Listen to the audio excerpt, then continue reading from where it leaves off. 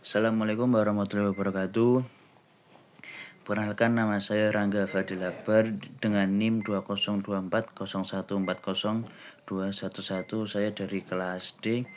Ini saya mengerjakan tugas atau UCP 3 HIK 4 dengan nomor 4 dengan soal sebagian masyarakat masih percaya bahwa sains dan agama adalah dua hal yang bertentangan.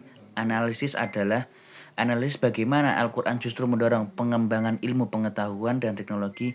Nah, gunakan satu ayat sebagai contoh ilmiah yang untuk mendukungnya.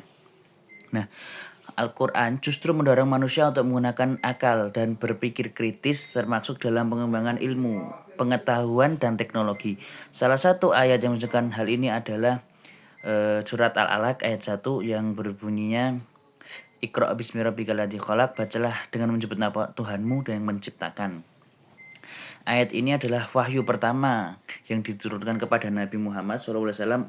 Perintahnya itu untuk membaca, menandakan pentingnya ilmu, literasi, eksplorasi pengetahuan dalam konteks modern. Ini cukup mencakup penelitian ilmiah, eksplorasi alam semesta, dan pengembangan teknologi. Nah, contoh ilmiahnya itu penelitian dalam bidang embriologi menunjukkan bahwa proses pengembangan janin di dalam rahim sangat sesuai dengan deskripsi Al-Quran dalam surat Al-Mu'minun ayat 13-14. Penemuan ini memotivasi para ilmuwan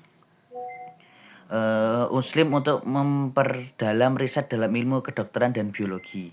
Nah, selanjutnya ini nomor 5. Banyak ayat Al-Quran yang mengajak manusia untuk berpikir dan mengamati alam. Pilih salah satunya. Nah, saya memilih dalam penerangan surat An-Nahl yang artinya itu, dan dia menurunkan air dan dari hujan. Dia menurunkan air hujan dari langit. Nah, lalu kami tumbuhkan dengan air itu segala macam tumbuh-tumbuhan. Surat An-Nahl ayat 10-11. Ayat ini menggambarkan siklus air dan peranan dalam kehidupan tumbuhan. Ayat ini menjadi inspirasi dalam mengembangkan teknologi pertanian seperti irigasi modern, rekayasa genetika, tanaman, dan pemanfaatan air hujan. Melalui peranan siklus ini, manusia dapat menciptakan inovasi dalam sistem penampungan air hujan, menyaringkan air, pemodelan iklim untuk pertanian berkelanjutan. Ya. Dan lanjut nomor 6. Menurut Anda, mengapa generasi muda saat ini kurang tertarik membaca dan memahami Al-Quran, padahal di dalamnya itu terdapat isyarat ilmiah? Analisis penyebabnya dan berikan 2 solusi agar Al-Quran kembali menjadi sumber inspirasi ilmu. Nah, penyebab utamanya kurangnya pendekatan kontekstual dalam pengajaran Al-Quran. Banyak pemuda tidak melihat relevansi isi Al-Quran dengan ilmu dan kehidupan modern. Nah, pengaruh media digital dan budaya instan menggeser minat terhadap pembelajaran mendalam seperti tafsir dan tadabbur. Nah, ada 2 solusi, yaitu integrasi Al-Quran dalam pendidikan sains, menggabungkan kajian ayat-ayat kauniyah dengan pelajaran IPA agar siswa dapat menghubungkan antara wahyu dan ilmu. Dan itu yang nomor 2, pemanfaatan media digital Islami, mengembangkan aplikasi video atau podcast yang mengangkat isyarat ilmiah dalam Al-Quran secara menarik dan interaktif.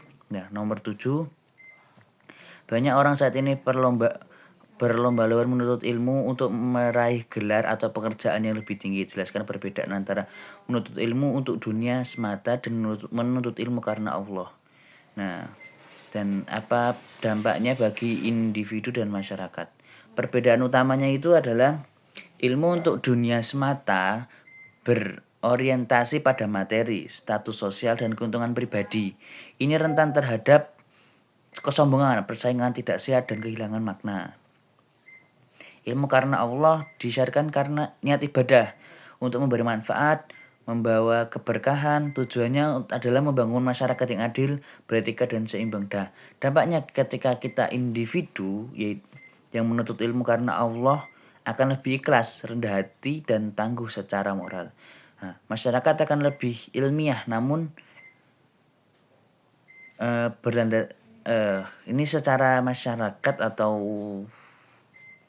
ya intinya masyarakat akan lebih ilmiah namun tetap berlandaskan nilai spiritual melahirkan kemajuan yang beradab dan berkelanjutan.